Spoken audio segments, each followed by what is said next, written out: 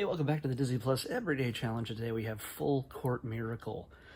This is a Disney Channel original, and there's a few faces you might recognize from it. By the way, it's 2003. It's an hour and 35 minutes long. My eyes are not too good right now. Just put my glasses on. But anyway, this is a story about a bunch of Jewish high school kids who are obsessed with basketball, and they have a basketball team, but they are absolutely the worst. They're the bad news bears of Jewish high school basketball teams. So, only people my age will get that reference. Sorry. But anyway, honestly, just looking at the description of this movie, I really wasn't expecting much out of it. It's your usual sports movie, triumphing over another team of bullyish type of kids, and the kids coming together under a strong leadership, and then turning the tide, and it's got all that. But it's almost technically a faith movie. You know how there's always those Christian movies that they bring out and they have a message with them, and this one sort of has that a little bit, but for Hebrews. So it basically it's technically a Hanukkah story, a Hanukkah movie. It tells the story of Judah and the Maccabees, and their struggle against an oppressive army that was basically telling everybody to bow down to the king's gods and deny their own faith. But also the story of the lamp that only had enough oil for one day, and it lasted 8 days. And that's where we get the Hanukkah story. And I'm not Jewish, so I don't know if I screwed any of that up. I'm sorry, but I figured I'm not Jewish. I'm not really into basketball. I am not gonna like this, or I'm not gonna. It's not gonna be good. It might be a little ham-fisted. Sorry, that's not very kosher, but it's a little. I figured it'd be a little bit. A slog to get through. I was wrong. This is actually really good. I mean, okay, maybe it's not the greatest movie ever made, but it is good in so many ways I never expected it to be. So, yeah, the story, they really lay the Judah the Maccabees thing on really thick, because the kids are told that they need a new coach, because the coach that they have, he's an algebra teacher, and he's never even worn shorts in his life, probably. And he really has barely any attention when it comes to even these kids, the games that he attends. He barely pays attention. So when the kids are out, walking through town, takes place in Philadelphia. Even though it was shot in Toronto, it takes place in Philadelphia. And they run across a guy playing basketball. And this happens to be a guy named Lamont Carr. I think the first Black graduate of the University of Virginia, and he played basketball until some injuries that really messed up his knees, but he was still trying to do what he could. He had left Virginia, left his wife and kid behind to go to Philadelphia in hopes of getting a shot on playing with the Philadelphia 76ers. And these kids run across him, and he really wants nothing to do with them. And they're like, dude, we'll pay you. Just show us, give us some pointers, teach us how to do this, how to play basketball. Like, we can't get any worse. And they pay him, and whatever they have. And he's like, okay. And he busts their butts, makes sure they train and get some discipline. And all the time they get to know each other a little bit better. And soon, I'm not going to give away the whole story, because that would be wrong. You should experience it as I did, because, again, even if you're not into basketball or if you're not Jewish, there should, and you'd expect that there would be nothing for you to enjoy in this film. It's actually entertaining, and honestly, it should be for any kids. It's not just for Jewish kids, and it's not just for basketball fans. It is meant for anybody who enjoys a good little underdog story. So there's a million of them out there, but the characters are good. The kids are capable actors you've seen. This is them much younger, but you've seen some of these kids in stuff since then.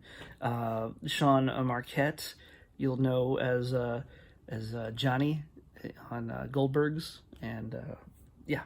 So, and what's the other kid here? Oh yeah, Eric Knudsen plays TJ. He's been on a few things, so and now my brain is not allowing me to recall them.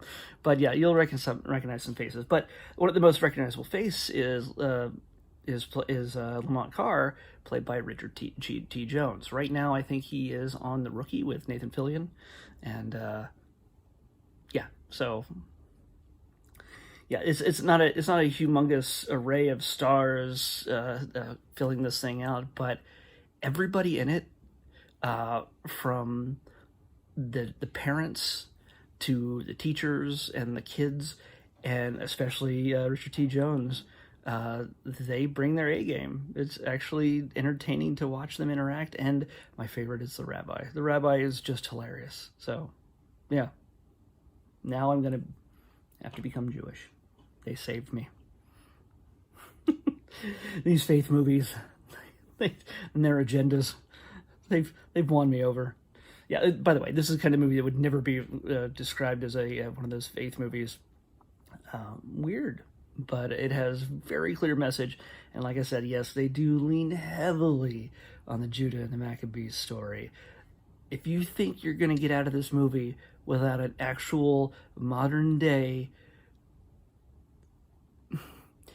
climax to this story that doesn't depend on oil, you're fooling yourself. Okay? Oil plays a big part in the big finale of this movie. You might groan to see it happen, but it's everything else that you see around it actually just makes it forgivable. There's little subplots with a girlfriend and other things. And again, this is all technically based on a true story. It has real people in it. I don't think any of this actually rolled out the way it did. The kid named Alex, I don't know if he technically existed as he appears in this movie. He's the one who got Lamont to coach them along with his friends. So in this movie, whether he even existed in that sense, and they just built a story around the idea of what Lamont Carr did for a time in Philadelphia before he was looking to get hired by the 76ers. Well, yeah, that's to be debated. I don't know. This is a true story, and I really don't care to go research it. But this made for an entertaining film.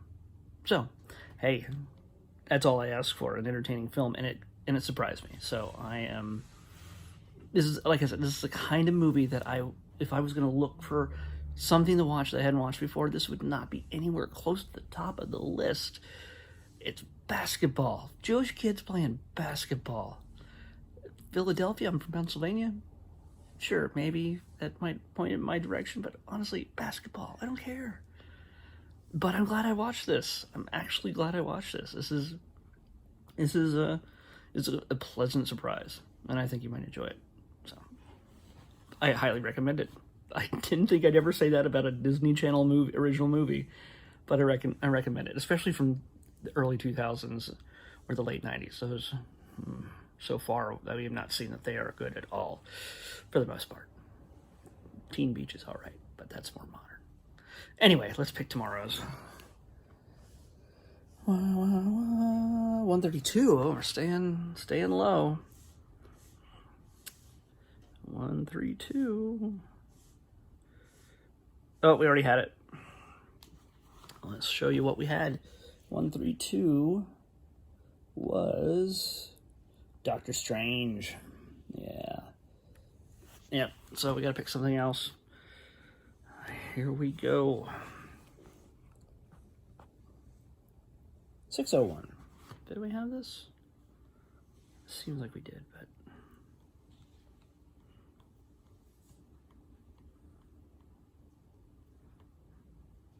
we did. Dang it. 601 is the Muppets. The Great Mouse Detective. The Great Mouse Detective. All right, well, let's pick another one.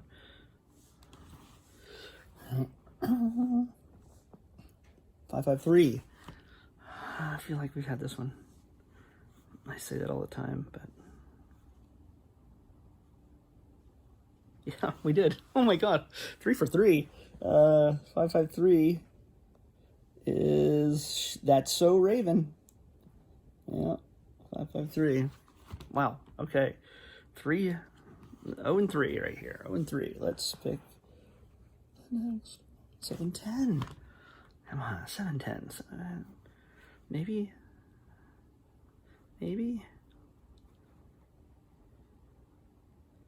And we had this. Oh man, 710 was Tom and Huck. Okay, 0 for 4. Let's go for 5. 139. Come on. 139.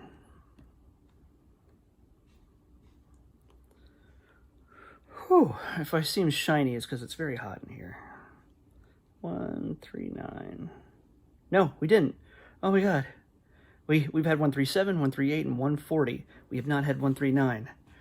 And that is Dr. K's Exotic Animals ER. That looks like a documentary reality series, more than likely from Nat Geo. So that's what we're gonna watch. If it's a movie, we'll just watch the whole thing. Obviously, if it's a series, we'll watch 2, maybe 3 episodes, see how I feel about it.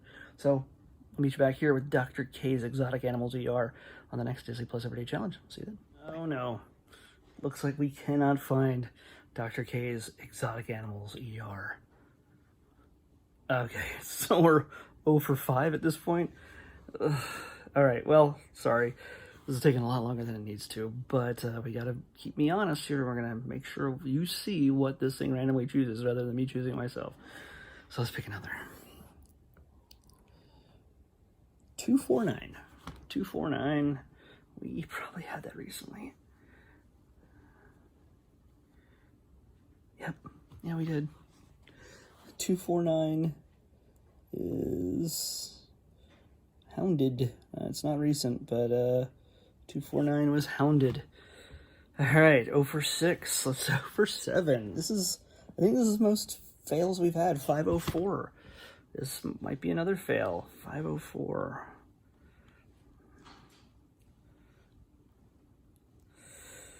Come on, 504. No, we didn't. This is a series, and I know we haven't seen this, and I'm pretty sure it's on here because it keeps recommending it to me for some reason. Here we go. So weird. It's so weird that it's taken this long, 7 tries, to pick an episode. So that's what we got. So weird. The series, we're going to probably watch it just 2 or 3 episodes at most. Unless there's like a big story arc or something. But here we go on the Disney Plus Everyday Challenge. See you then. Bye.